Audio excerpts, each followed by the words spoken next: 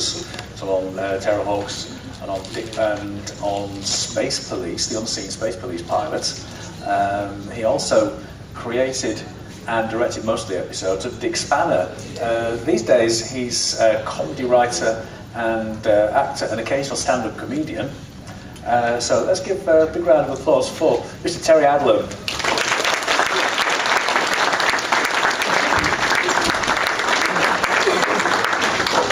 You got dressed by the same person.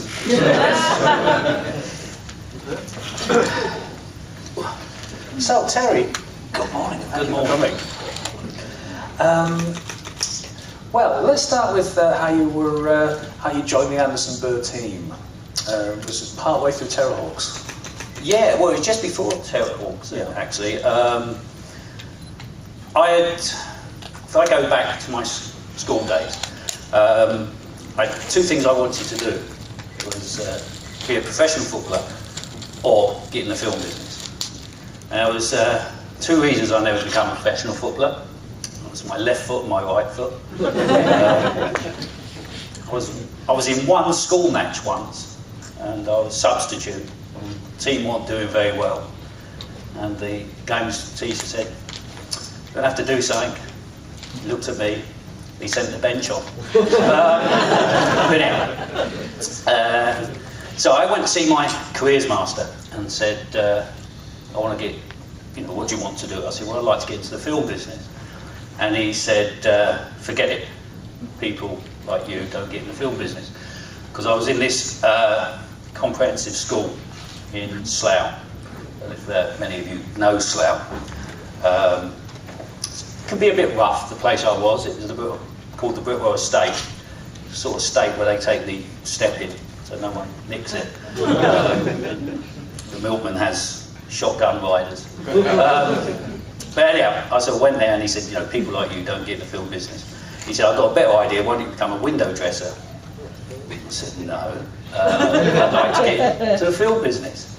And he says, you don't, you need to go to art college, you need to do this, you need to do that. How about designing maps? I said, "No, I'm good." So I left him there crying on the floor. And I really sort of set about writing off to Pinewood and places like that, just looking for an in. And I don't know if many of you remember, years ago, Pinewood had their one and only open day. And this must have been 77, because the Superman set was there and everything. And I went along and just visiting various places, and there was a special effects company called Westbury Optical and Design, run by a fantastic guy called Cliff Cully, one of our top map artists. And I went to see him, and I said, "How do I get into the business?" And he said, "Well, what are you doing now?" And I said, "Well, look, I've managed to get into art college, because that was one of the ins if I wanted to do painting and set design." And he said, "Well, look, go to art college and come back in a year's time, and I'll see if I can give you some work over the summer." So I did this. I went to Maidenhead College and did three-dimensional design. And I went back to Cliff and I spent my summer holidays working for him on films, Arabian Adventure, King Arthur and the Spaceman, and Bear Island, just helping out. And my 6 weeks finished, and he said, "Right, have you enjoyed it?" And I said, "Yeah." He said, "Right, it's up to you. Go back to college, do the 4-year course, or you can stay here." No brainer. I quit college, and I stayed on Cliff for a few months. And then reality hit that in the film business, it's not constant work. And I was out of work more than I was in. But I'd met people, and one of the people I'd met was a carpenter who lived not far from where I lived, and it was a friend of my uncle's. And they knew that I'd done a bit in the film business, and he said to my uncle, he said, "Would Terry be interested in helping out on a film I'm going on?" So I went round to see him. I said, "What is this?" He said, "I've got no idea." He said, "It's by this American director," and he said, "It's something called Raiders." as much as I know about it. And he said, you know, you could come on and help out as a trainee. Fabulous. I was working on Raiders of the Lost Ark.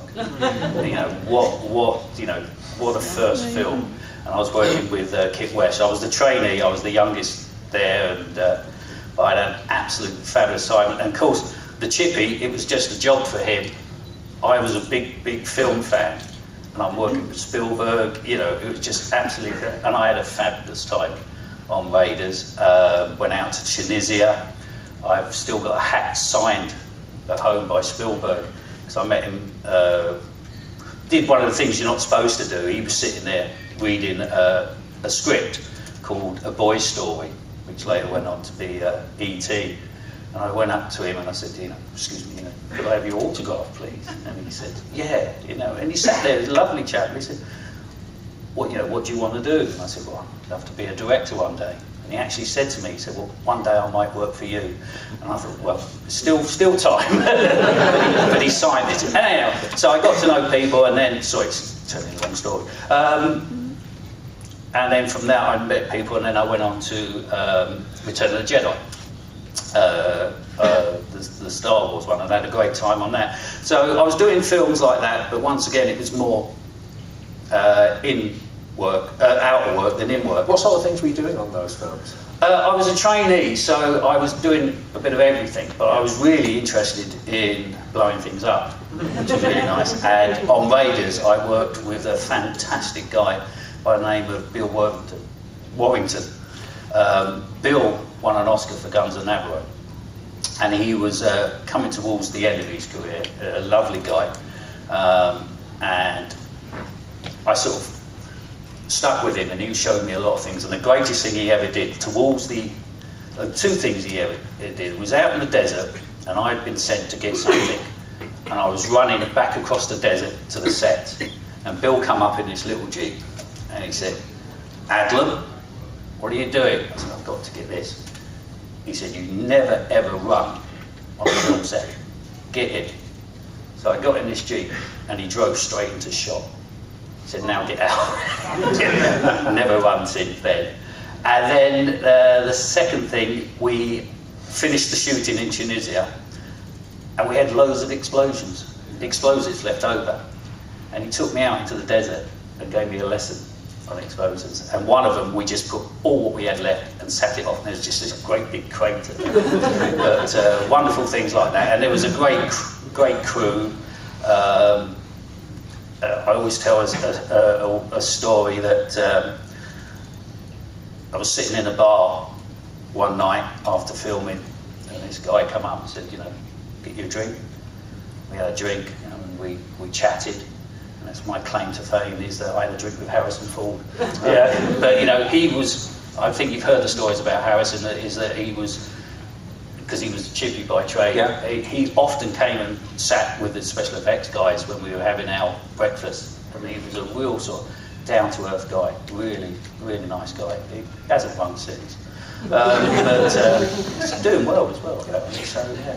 So I was sort of like running around doing all the sort of things. I remember Raiders, the bit where they run down the passageway, you know, and all the arrows come out. Yeah. I had to pick them all up and put them back in for the second one. There's a famous scene in the walls where you see all snakes coming through the walls. Well, I've got a little scar there. You can't see it, but it's there.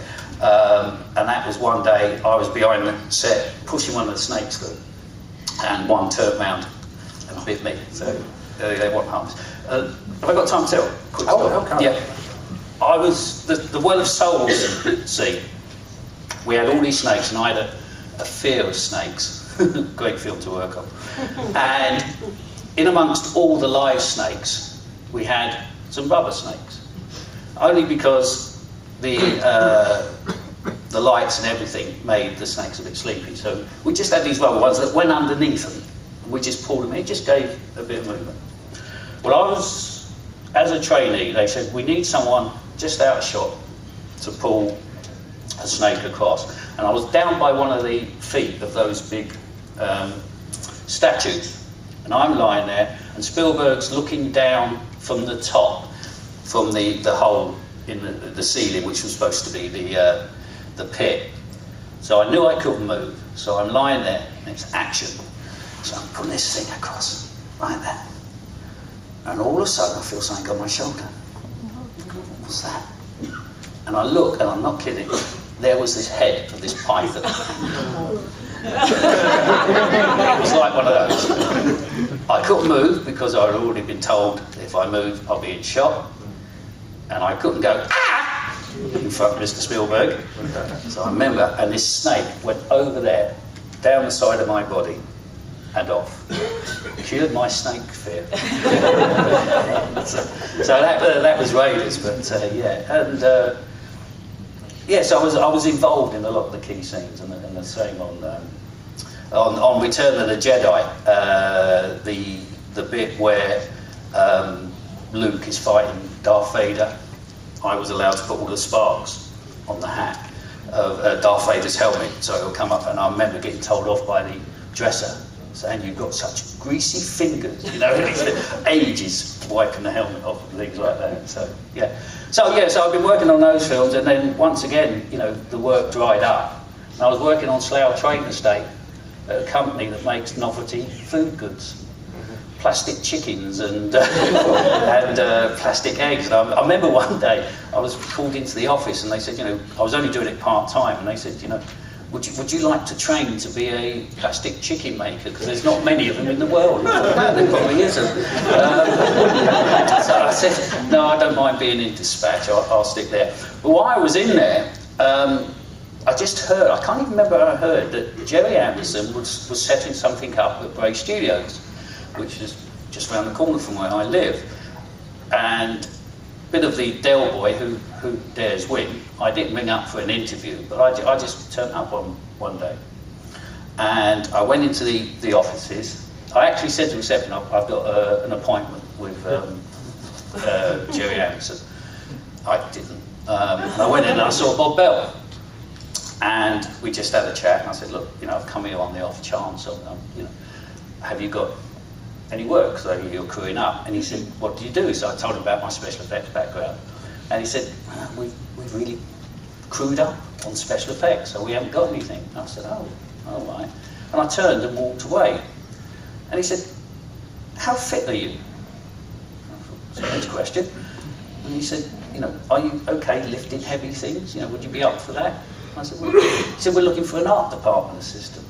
He said, someone to build the sets. He said, it's not special effects, but, you know, but would you? Yes, I said. And I started the next week, and I started on the set, building all the sets over the big pit. And it was just a matter of bringing the stages out, and I was working with Pete Holmes, the prop master, and once again, that was fantastic, because the thing with the film business, if you want to get on, you just do everything to try and move onwards. But it was great because while I was building the set, but while I wasn't building the set, I was watching people like Des Saunders, Alan Patillo, Paddy Sill do their work, you know, and I was watching how people direct, you know, and I was getting to meet the writers and things like that. So it was a great education, you know, and I was loving it. It wasn't what I wanted to do, but I was working, and I was working on a Jerry Anderson thing. Because I always remember, first time I met Jerry was one morning, you know, he come up and he said, you know, I hear you want to know, he said, you know, where are you from? And I said, I'm from Slough, Bristol Estate. And I said, not far from Sterling Avenue. And he turned to me, he said, really? He said, you want one of the little buggers who used to snick all our models, are you? I said, no, but I remember one day I got a phone call from a school friend. He said, Tel, come round. I've got something to show you. And I went round, and he had this massive polystyrene rock. How he had got it from Sterling Avenue, I got no idea. But I also had, you know, we used to go round and look at the bins, and I used to have some film from an episode of Thunderbirds. Threw them away, you know, sort of thing. You know, it's ridiculous. You just didn't know in those days. But you know, I was very much aware of what was going on, you know, being a Thunderbirds fan and stuff like that. So you know, it's just a great pleasure working with Jerry. So I was on the sets. And this was presumably they hadn't started filming yet. They were still just setting the thing up. They were just setting the things up, you know, and getting things designed, and then we was trying to find out the best way of doing it. And we had a great set maker. I can't remember his name. Bill. He was in Bill Camp. I think so. Yeah, he was based in Sydenham, but he used to bring these sets in, and like Zelda's, it was like a big jigsaw. You know, this bit goes to this bit. You know, we had to set them up and then take them down and build another one. But we got really quite proficient at it. But that was build out. And then when we actually started filming, I was on the art department for at least quite a few months, quite a few episodes. Then what happened is while this was going on, Steve Begg and co were doing the special effects on the stage further down, and we used wonderful times. You know, I don't think it happens now. There was a bar at Bray Studios, and we used to go and have a drink of a lunchtime. You know, health and safety didn't exist then, and then we got to know people. You know, and I got to know Steve, and we used to chat. You know, both big film fans, and told him what I did. And then one of the people in special effects was leaving, going on to another job, and they were looking for someone else. And then Steve mentioned to Jerry, look, you know Terry used to do bits and pieces, you know, and special model stuff, things like that. So I got called in and said, you know, would you like to transfer to the special effects unit? Yes, you know, fabulous, you know, and it was like a dream come true.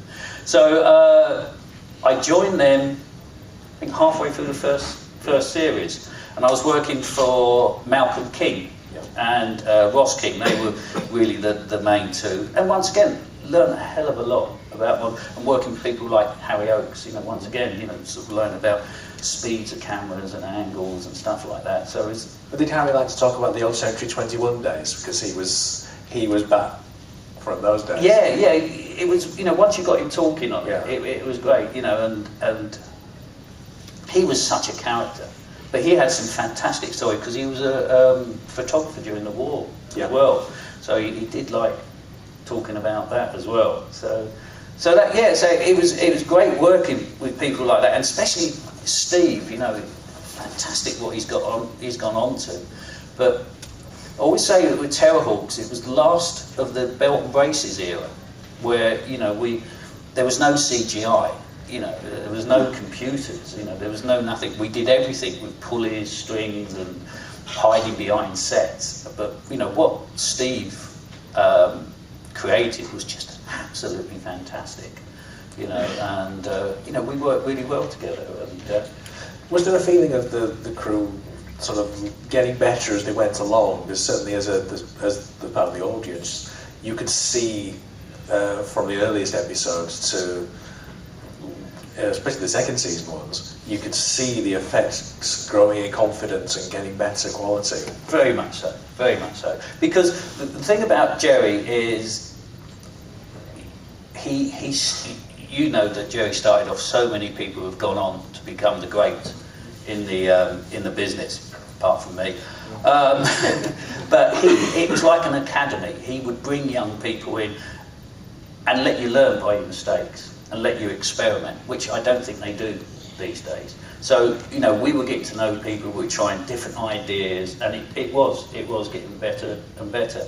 And for me, there's, towards the second series, is Malcolm King left, and I was given the opportunity, you know, would you be interested in doing the pyrotechnics? Because I had a trainee pyrotechnic ticket that you had to in those days. And Jerry said, you know, I said to Jerry, well, what about the unions? Because it was very union still controlled then. And he said, well, you know, just leave that to me. If you want to do it, we'll do it. You know, as long as you're safe. And I started doing it. And we did have to go to a meeting with the ACTT and the special effects thing to just pass it that I could do it. And it was wonderful, because I had people like John Richardson and Derek Meddins, you know, sort of saying, "You look, if you don't go off and blow up cars, you know, you stick to just doing that, we'll let you do it." And I had a fabulous time, you know, going in. You know, what are you doing at work today? Well, I'm blowing up an oil refinery and stuff like that. And we had fantastic time, and I feel so sorry. I don't know if and the model makers are here. I felt so sorry for them. They could go in and see their beautiful models, and what do you think, Tel? Yeah, well, I'm going to blow that bit up. I'm going to blow that bit up. So yeah, so that was great times in Terrahawks, and I think we've said this before. It was very much a team effort, you know, and it was a great atmosphere. Great atmosphere. Yeah. Now, one of the ultimate examples of Jerry giving new talent a chance is that suddenly from being a special effects assistant, he's making your series. He's making Dick Spanner, your idea. That was just absolutely amazing. It was. We were coming towards the end of Terrahawks, and Jerry was getting into commercials, and he was looking for a storyboard artist. You know, and once again, he was just always asks amongst the crew first. And I'd always been interested in art and always done sort of art and stuff like that. And once again, Steve mentioned me, and Jerry said, we'll get you to bring up a portfolio. So I put this portfolio together and just showing him all the pictures and sort of storyboards and stuff like that. And he was just flicking through, and he came across some sketches I'd done. He said, what's this? And I said, oh, it's a character called Dick Spanner. He said, tell me about it. Well, it's only a sketch, I don't... So I really sort of busted it that day. Because what happened is, I remember it was a wet Sunday afternoon, I'd watched Blade Runner, and I was up in my bedroom, I'd just done some sketches, and I thought, I'll do this robot, and just did it as some comic drawing sort of thing. So I sort of sitting there, and I said, well, it's a detective in a parallel universe, and he's a bit like Clouseau, full of puns, and he only solves cases because of mistakes, and it's not his skill. And he's going, why haven't you shown me this before? And it was like, well, I didn't think you would like to do it. He called me a naughty word, and he said, this will make a great series. And you sort of, pinching yourself. If Jerry Anderson just said to me, this will make a great series. And he said, could you write up a bit more about it? And he said, we'll see what we can do. Basically, I went back with the idea, and he said, yeah, we'll get Tony Barwick involved on it. We need to make a pilot series. I think I can get people interested. So what we did then is basically, we made the first episode in the model shop on some tables, and it was all plasticine. There was no armatures. If you look closely, there's bits of sets from Terrahawks and stuff like that. We did all the voices. Jerry got Shane in, and we made the first episode a couple of weeks. And only once, it just suddenly happened. All of a sudden, we had Network 7, Channel 4 said, make us a series. And just, and then Jerry sort of said, do you want to direct it? yeah, do you want to have creative by? Yeah, and it was just being in the right place at the right time, and then we went on to the series, and it's fantastic. We really loved doing it, and so having people like Tony Barwick on it.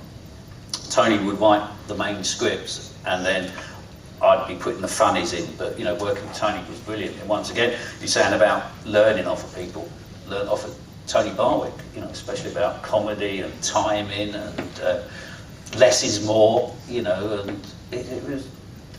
it's a whole education. It's the thing about the film, well, it's about life. You just keep going. You never stop learning. Never say, oh, I know it all now. Can you tell us a bit about Tony Barwick? Because he died relatively young, and he was such a big figure in the Anderson world. He wrote so much and was script editor on so many of the series. And perhaps you can give me some of your impressions of Tony. I don't do impressions, but I wasn't very close to Tony, because when I was doing Terrahawks, I was so involved with everything else. So we would meet up occasionally, but socially in the bar, we'd have, he was a great raconteur. He always had a story and things like that. And also, for me, it was almost like hero worship, because once again, when I was younger, it was art and writing was always a thing. And I used to love programs like The Adventure, the Baron, the Protect, you know, and then you sort of look at it and you see written by Tony Barwick, you know, and so it was really great chatting to him. But he always had love. He loved his golf and things like that, and nothing seemed to faze him. I remember he come in the bar one day. He said, "I've just put diesel in my car." I thought, yeah, that's right. He said, "Petrol." And that's it. He said, "I'll have to get that sorted." But that, to me, that was the thing. That he always had funny stories and things like that. But, yeah. Did you meet Shane with him actually? You know, being the sole voice artist of the series, did you get a long time with Shane? So met Shane up occasionally, but once again, because it was such a tight schedule, everything was happening at once. You know, it was, for example, say for example, we were shooting episode 7, Jack Gardner would be editing 8, we'd be doing post on 9, I'll be storyboarding 5, getting ready to shoot 6, and talking to Tony about the next couple of skits. So it was very much, you know, taking up time. I think we did it in about 9 months, and we finished a week ahead of schedule. And you know, and once again, you know, stop motion. Back in that, we shot it on a Bolex camera, which was a wind-up. So it actually shot it on a wind-up camera, and we had two stages. We had 2 tables. We had one there and one there. Mark Harris was on one, Mark Woolard was on the other, and then Steve was doing the lighting between them, and then I was directing, and then I'd go back into my office and do the storyboard, you know. Because the thing about stop animation, you know, it's action, so you're getting in and out, cut, you know, and so it was very full on. But yeah, I got to meet Shane a couple of times, because the other thing, and it, you know, the re-release of Dick Spanner, they cut it all out, but the crew did all the background voices as well. You know, I was May East, and all the aliens, stuff like that. So once again, it was a real lovely sort of family. The thing about the Anderson thing, it's always been like a family sort of thing. Yeah. So, you know, if you you're willing to give it a go, you could all join in and do it, sort of thing. Yeah. Now Shane Rimmer once said that he would absolutely fell off his chair during the voice sessions, just laughing at the scripts, but actually most of the gags were added after by you guys actually making the show. Yeah, it was because I love visual gags. You know, I love this squad and stuff like that, and also the Pete Sellers is a great big hero of mine, and the Clouseau things. So I was trying to transfer some of those sort of visual gags into that. But you know, Tony was the mainstay. He kept us on the right line. He come up with all the ideas, and it was like the last one. You know, it was set in a circus, but you know, being big special effects, you know, we got to do a Close Encounters special effects shot at the end, so we had that circus take off. And as it progressed, we got more and more, you know, sort of into doing parodies, because there's that famous one, the Bridge over River Kwai, where we've actually got Jerry. As a film producer, so it was, and it also, you know, we were doing it before there were DVDs, so we didn't know people could do this. But if you stop a lot of frames, there's pictures of the crew on the wall, and there's lots of hidden little bits that we've done, and we got away with, because once again, you know, I've sort of watched a couple, and this was in the days before PC. You know, we got away with a lot. I think even on Terrorhawks you were putting crew pictures on the walls. Yeah. But once again, you know, it was that sort of atmosphere. It was really good, and Jerry enjoyed that as well. I mean, perhaps from the layman's point of view, it would be useful to explain exactly what a director does on an animated production, because we have this picture of somebody with a riding crop and joggers shouting action. You know, that ain't going to happen on a stop motion film. It's not really. It's a lot of it is down to the animators as well, because you've got to say. And once again, you know, we're talking back in the 80s, where we didn't have video assist or anything like that. So it was very much, this is the storyboard, you know, we need Dick Spanner to go from there to there, and he needs to do this. Now, did that always work? No. So, but once again, I think that's, and also because of the time, if he fell over, we couldn't go back and reshoot. We had to hope the cut would happen, and that's a bit of the charm of Dick Spanner. You know, there was talk years ago of bringing Dick Spanner back and maybe, you know, CGI, but the lovely thing about Dick Spanner was that it was this sort of rough and ready feel about it. You know, I always say, you know, if you look at the first episode of Spanner and the first episode of Wallace and Gromit, it's very similar. You know, but they went off in one way and we didn't. But as you say, in the direction, it's basically, you've got it in your mind. You say, well, we need to do it this way. You know, I'd love to do it again. You know, with the technology we have today. There was talk of another Dick Spanner story back in the day. I've seen. I think I actually got a copy of the script. Yeah, we started one episode that was Dick Spanner in Paris and things like that. But we did the first episode, and then the money didn't come through, and I think it's available on DVD on Lost Anderson sort of thing, which was a shame, because once again we had learned so much from the other series, and a bit like you said with Terrorhawks, you know, the sets were getting better, there was a bit more money, the puppets had armatures in them, you know, but who knows? You know, with all this sort of retro stuff coming, you know, Danger Mouse coming back and stuff like that, who knows? Who knows? Yeah, we haven't spoken about Christopher Burr, who did the music, and because was half of Anderson and Burr. Yeah, once again, you know, didn't see a lot of Christopher. You know, he popped in occasionally. So, but most of my dealings were always with Jerry, you know, rather than Christopher. But he'd come in and do the music. And, I love that music. Well, that was just me, was it? That was the travesty of that video that came out, that they took the music off, you know, which was so much part of Dick Spanner. You know. Another dumb move. Yes.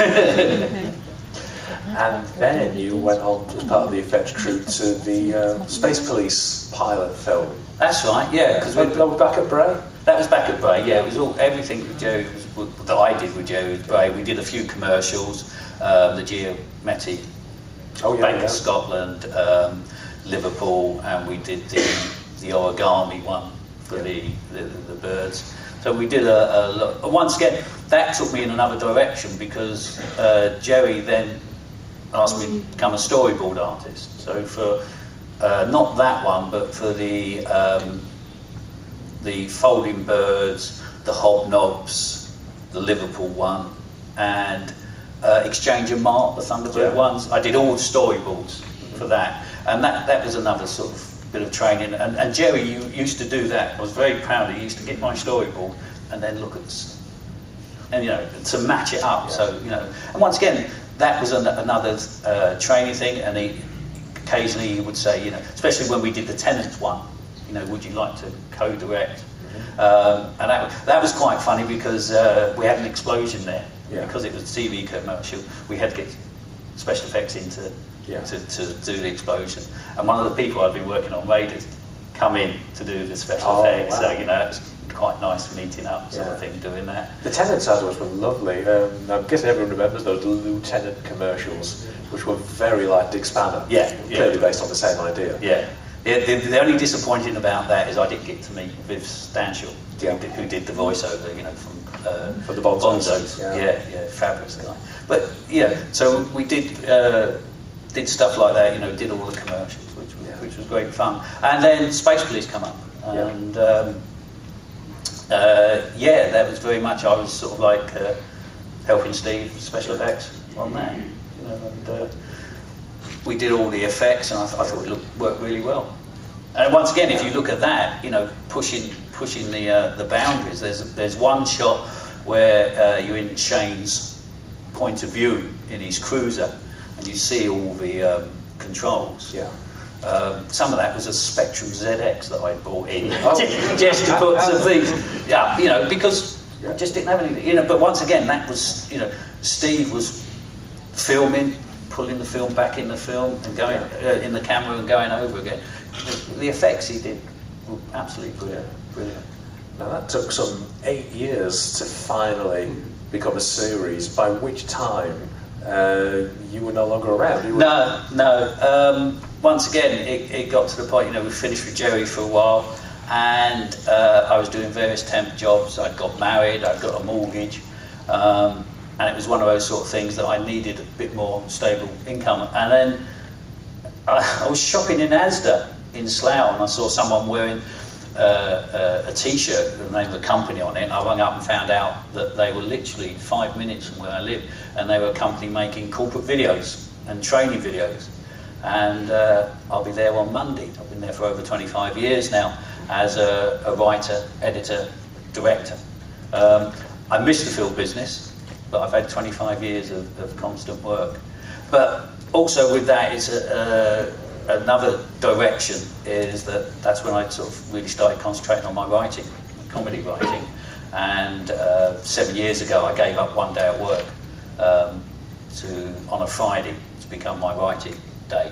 And that's what I really concentrate on now, writing comedy. I've written plays, I've been lucky enough to be around the world. I've written 4 joke books, and I've recently written a book for ventriloquists, which is scripts, which is going well. It's just trying everything, you know. And I've just only last week I've been approached by a local actor who'd like me to write a play with him. It's all things. I'm also dabbling in acting as well. I'm in 40 Towers for anybody who lives in Bracknell in 2 weeks' time. So I like to try everything. I really do. Yeah. Anything on the on the creative side. Well, one of the things about Fanderson, about fandom in general, is there are quite a lot of creative people, and I'm sure in the audience we've got people who actually write and do various creative things. And I wondered if you could sort of give any advice for sort of being in that situation where you've got a full-time job, but you're trying to do something, a different creative thing, and sort of try to fit that in. My advice, and words are easy. If you want to do it, you'll find time. You will do it. If you know. You can talk the talk, that's easy. But if you want to be a writer, if you want to do anything, you'll find the time, whether you've got a full-time job or not. You know, I was writing for the news headlines for a while, but I was getting up at 6 o'clock in the morning to get the newspapers, to write a couple of gags, to send them off before I went to work at 9 o'clock. Yeah. You know. Well, actually, that's maybe something that's worth pursuing, because you know that's an actual broadcast show. And how did you actually get into doing that? Well, it's what they called it. It was an open show, which meant they put it out to the public. So anyone, there's a program on Radio 4 called Newsjack that's on.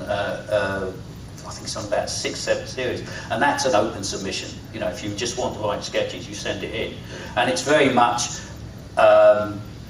if you get chosen. But the thing is, the more you send in, the more chance you get to write. You know, once again, with any occupation, with any sort of love you do, the more you put in, the more you get out. You know, so you know, I've had sketches on Headlines and Newsjack and Radio 4. You know, I maybe had a dozen, but that doesn't account for the hundreds that I've sent in. But you know, and that's the thing. You know, you can never get despondent. Just if you want to do it, just keep going. You know, there's lots of David Nobbs started out. The recently deceased David Nobbs. Yeah. You know, he sent gags into That Was the Week That Was. Yeah. And they were good, so he used them. Exactly, and that's the thing. You know, I like to think of myself as an overnight sensation. You know, Sue. It's been nearly 25 years, but you know, also, you know, you've got to look on it. Is it making me happy? Am I enjoying doing it? Because that's the most important thing. If you're doing something you don't like, then you know your heart's not in it. You've really got to have your heart in it. And you know, I'm not going to be the next David Nobbs or anything like that, but you might. you know, but you know, I'm earning a little bit of money from my writing, and every day something else is coming up. You know, it's like this ventriloquist book just came out of the blue. I entered a competition. I'm not a ventriloquist. You know, I just like writing comedy, and I went into this competition, and I won it twice. And then someone said, "Would you write a book for us?" Yeah, let's give it a go. And now I've got ventriloquists coming to me saying, "Will you write my routine?" You know, and then you sort of say, "Oh yeah, of course," and then you start learning about ventriloquism. You know, but so I'm sitting most of the day in my workshop, my office, sort of. but as I say, my advice is just go for it. If you really want to do it, just go for it. When I spent the first 6 months this year writing a book, and And basically, eventually, I just had to hit this switch in my head and think, right, I work full time. I come home and think, right, do the night shift now. Yeah. It's a job. I'm getting on with it. You will find time if you want to do it. That's the thing. Yeah, but I wonder if now would be a good time to throw up to the floor with any questions. I mean, it would be really interesting if anybody is interested in doing writing or any other creative things and would appreciate some advice. But are any questions about your career? But I'll. If we can get anything from the floor, we've got a mic. Silence. We'll do some jokes. No, we've got someone. Hi Terry, I was just wondering if you could talk a bit about your experience writing for the Terrorhawks Big Finish episodes. Right, yeah, that's been recent. Yeah, that was once again an absolute honour to be able, to actually have worked on the series and then been asked to sort of write an episode of it. I love doing that. That was great fun. It was also good going back and watching the old episodes, and the thing that my brief had was towards the end they were making it more joking, and they said, could you, as a comedy writer, could you put more jokes in? So I did, and I put those awful puns in if anyone had heard it. But that was absolutely great, sort of remembering the characters and sort of taking the characters in different directions. And I remember saying to Jamie, is it set today or is it still set in the 80s? So he said, yeah, very much it's set after the series. So you couldn't have mobile phones or stuff like that. But I love that, and also the whole process, and being in the studio when they were recording it, and I really enjoyed it. I hope everybody else did, and hopefully there's another one coming soon. Yeah. Did you spend any time with the voice cast originally back in the day? No, once again, because a lot of those were recorded before we actually started shooting. Yeah. As I keep saying that it was such a organised thing. We would be filming one episode while they'd be recording the voiceover. So it was very much, you didn't get to meet everybody. But no, that was great fun writing the audios. There you are. Stunned into silence. Really, interesting story you've been telling us. Thank you. What was your first Jerry Anderson programs? And how old were the first one you ever watched? And how old were you? Oh, I think that's got to be Thunderbirds. I would have been about five or six, and I always remember watching that. The funny thing about Thunderbirds is, I always remember one Christmas I must have been going on about Thunderbirds, and I got bought a present which was all the Thunderbirds, but you made them in plasticine. And it was like, they were like little moulds. I don't know if anyone remembers that. I remember one Christmas morning spending all Christmas just making these little Thunderbird things. But I used to love it. I used to watch it all the time, and it was just so exciting, and also because it was made round the corner, and it was like, we could pop there. Funny story, that only about 2 years ago I actually found out the truth. I used to go to school, junior school on the Brickwell, and I was always late. I don't know why, I was always late. And one morning I turn up and everyone has got these flyers about Captain Scarlet. Yeah. And they said, oh, you should have been here. They said the Angels and Captain Scarlet arrived and handed out these things. They were in like mini modes. And I said, oh yeah, very funny. You've nicked them, because I know my mates. And never thought any more about it.